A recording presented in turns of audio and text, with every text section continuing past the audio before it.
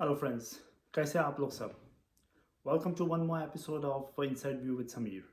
Hopefully आप लोग सब ठीक होंगे, खैरियत से होंगे, फिट एंड फाइन होंगे। जैसे आप देख सकते हैं मेरे पीछे फिर से स्नोफॉल शुरू हो चुका है।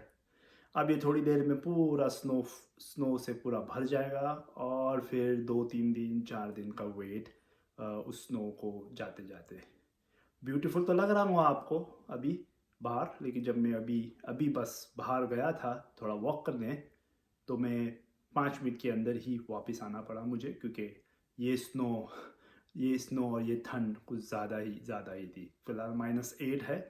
और अभी जिस हिसाब से वेदर फोरकास्ट है ये कंटिन्यू होने वाला है। वेदर को छोड़े हम आ जाते हैं आज के टॉपिक पे। और बहुत एक गर्म टॉपिक चल रहा है यूट्यूब पे, मैं सुबह से देख रहा हूँ। और मुझे लगा कि मुझे भी इस पे कुछ अपना कंट्रीब्यूट, अपनी राय देना चाहिए, क्योंकि बहुत ही वैलिड टॉपिक है सिलेक्शन के ऊपर। It's KL Rahul versus Shubman Gill. तीसरा टेस्ट मैच किसे खेलना चाहिए। अब मैं आपको कुछ फैक्ट्स और फिगर्स दिखाऊंगा। मैं हमेशा स्टैट्स में ज़्यादा बिलीव करता हूँ, और उस स्टैट से मैं आपको प्रूव कर दूंगा कि किसको खेलना चाहिए। इनफैक्ट मुझे मुझे वो स्टैट्स आप ही देख के समझ जाएंगे। मुझे बोलने की ज़रूरत भी नहीं पड़ेगी या प्रूव करने की ज़रूरत पड़ेगी कि किसको अपॉर्चुनिटी मिलना चाहिए।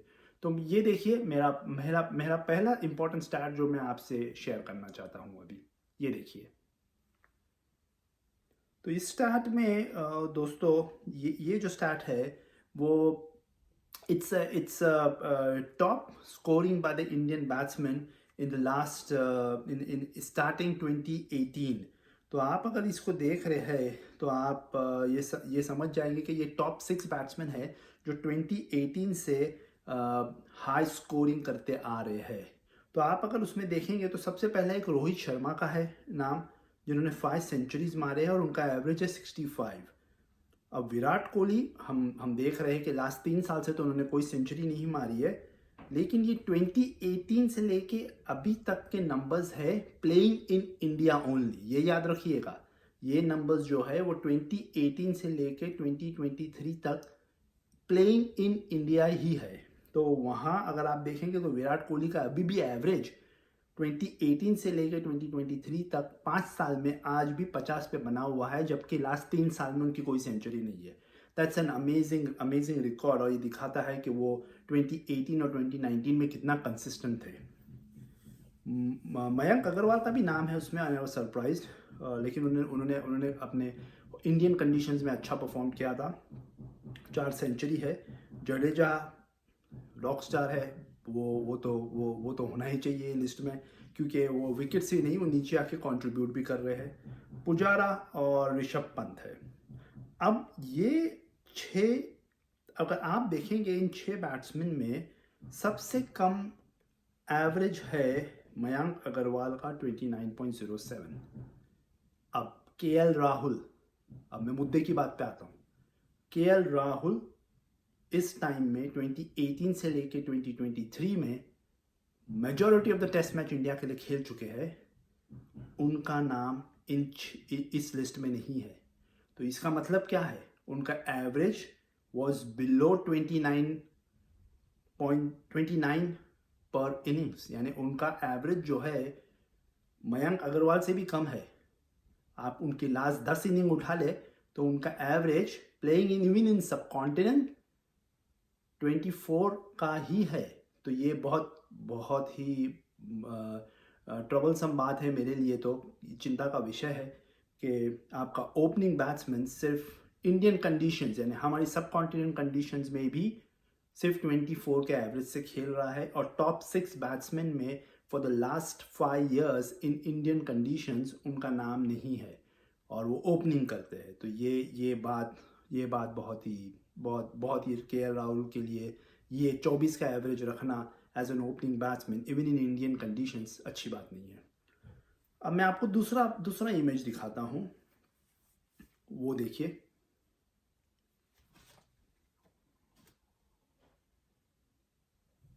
अब ये है केएल राहुल और शुभमन गिल का एवरेज, ओवरऑल एवरेज है ये टेस्ट क्रिकेट में। केएल राहुल का आप देखेंगे तो 33.44 है और शुभमन गिल का है 32, सो ज़्यादा डिफरेंस नहीं है। बट नंबर ऑफ मैचेस देखिए आप यहाँ, केएल राहुल ने ऑलरेडी 46 टेस्ट मैचेस खेल लिए हैं और उनका एवरेज सिर्फ 33 है। आज वर्ल्ड क्रिकेट में आपके ओपनिंग बैट्समैन का एवरेज कम से कम शुड बी बिटवीन 40 एंड 45। यहाँ केएल राहुल का एवरेज है 33.44, 46 टेस्ट मैचेस खेलने के बाद। वहीं शुभमन गिल का कोई बहुत बढ़िया शुरुआत नहीं रही है टेस्ट क्रिकेट में, 13 मैच खेले हैं with an average of 32, but he is picking up. वो उनका अगर आज डोमेस्टिक में और फिलहाल जो इंडिया की न्यूजीलैंड और श्रीलंका के अगेंस्ट जो T20 और वनडे सीरीज खत्म हुई है, उसमें आप उनका फॉर्म देखिए। उन्होंने 964 रन मारे हैं इन 12 इनिंग्स, 200 भी मारा है वनडे क्रिकेट में और टेस्ट और T20 में 100 भी मारा है। तो वो तो बहुत अच्छे फॉर्म में चल रहे हैं। तो इसका मतलब ये है कि उनका ग्राफ करियर का एज एन ओपनिंग बैट्समैन ऊपर जा रहा है और केएल राहुल का तो डिप ही हो रहा है इतने टाइम से। An opening batsman with 46 test matches and 33 का एवरेज इज नॉट डन। ये एक और पॉइंट जाता है शुभमन गिल के हक में। और इसके बाद में एक और आपसे शेयर करना चाहूँगा एक और टेबल जो लास्ट 10 इनिंग्स दिखाएगा केएल राहुल की और शुभमन गिल की। वो देखिए आप। अब केएल राहुल का देख लीजिए, उन्होंने साउथ अफ्रीका के सामने साउथ अफ्रीका में एक सेंचुरी मारी थी, लेकिन उसके बाद ये 10 इनिंग देखिए, 8, 12, 10, 22, 23, 10, 2, 20, 17, 1। एज एन ओपनिंग बैट्समैन अगर आप देखिए, इसमें से उन्होंने 2 टेस्ट मैचेस बांग्लादेश में खेले हैं और 2 टेस्ट मैचेस ऑस्ट्रेलिया के अगेंस्ट इंडियन कंडीशंस में खेले हैं और वहाँ भी उन्होंने कुछ स्कोर नहीं किया है। वो स्पिन के अगेंस्ट भी फंस रहे हैं, फास्ट बॉलिंग के अगेंस्ट तो उनका प्रॉब्लम्स थे, अब स्पिन के अगेंस्ट भी वो फंस रहे। क्वालिटी लेफ्ट आर्म स्पिनर्स के सामने वो उनकी टेक्निक काम नहीं कर रही है। और वहीं आप शुभमन गिल को देखिए, तो शुभमन गिल ने कुछ आग नहीं लगाई है टेस्ट क्रिकेट में, लेकिन ठीक ठाक स्कोर्स है for someone who is making his mark in test cricket. अगर आप देख लीजिए, शुभमन गिल ने एक 50 मारा है न्यूजीलैंड के अगेंस्ट, दो 40s के स्कोर है और बांग्लादेश के सामने फाइनली उन्होंने एक सेंचुरी मार के ये दिखा दिया था कि उनमें कितनी प्रतिभा है। और उसके बाद तो जैसा मैंने कहा कि इंडियन होम सीरीज़ में श्रीलंका और न्यूजीलैंड के अगेंस्ट उन्होंने तो आग ही लगा दी।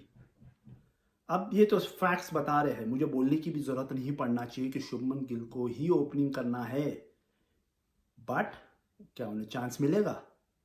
ये मेरे लिए चिंता का विषय है। आप केएल राहुल के साथ कितने और चांसेस देंगे उन्हें? इतने चांसेस देने के बाद तो एक आधा 50 मार देंगे वो, और उसके बाद क्या फिर आप उनको 3-4 टेस्ट मैच और देंगे फेल होने के लिए? It's time to move on. जैसे चेतेश्वर पुजारा और अजिंक्य रहाणे को आपने ड्रॉप किया था, उसके बाद चेतेश्वर पुजारा काउंटी गए क्रिकेट खेलने के लिए, वहाँ उन्होंने अच्छे रन्स लगाए, उसके बाद उन्हें एक चांस मिल गया इंग्लैंड में, वहाँ उन्होंने स्कोर कर दिया, तो वो आज वो टीम में है। अजिंक्य रहाणे तो आउट है, तो why KL Rahul is an exception here. Vice captaincy तो उनसे ले ली गई है। मुझे नहीं लगता है कि वो तीसरे टेस्ट मैच में ओपनिंग करना चाहिए। For me Shubman Gill should open, लेकिन knowing this team management, they have always backed KL Rahul, और मैं सरप्राइज नहीं होऊंगा अगर मैं केएल राहुल को फिर से तीसरे टेस्ट मैच में ऑस्ट्रेलिया के अगेंस्ट इंदौर में ओपनिंग करते देखूं। आप लोगों का क्या ख्याल है इस बारे में, इन स्टैट्स के बारे में? प्लीज़ आप कमेंट में डालें, मुझे बताएं। मेरा तो ओपिनियन आपने जान लिया कि I am all in favour of the youngster Shubman Gill to open in test cricket. स्नो बढ़ता जा रहा है दोस्तों, अभी थोड़ा मैं स्नो के मज़े लेने जाऊंगा बाहर, और होपफुली आप लोग को ये नज़ारा पसंद आया होगा। ऐसे नज़ारे में और आप लोगों को दिखाते रहूँगा जैसे समर आएगा कनाडा में। और आज के लिए इतना ही दोस्तों, और फिर कल आते हैं, कल तो टेस्ट मैच भी शुरू हो जाएगा, तो कल उसके साथ आऊँगा, टेस्ट मैच जब शुरू होगा उसकी लाइव अपडेट्स के साथ। तो तब तक के लिए आप अपना ध्यान रखिए और take good care of yourself, और कल फिर मिलते हैं, तब तक के लिए गुड बाय।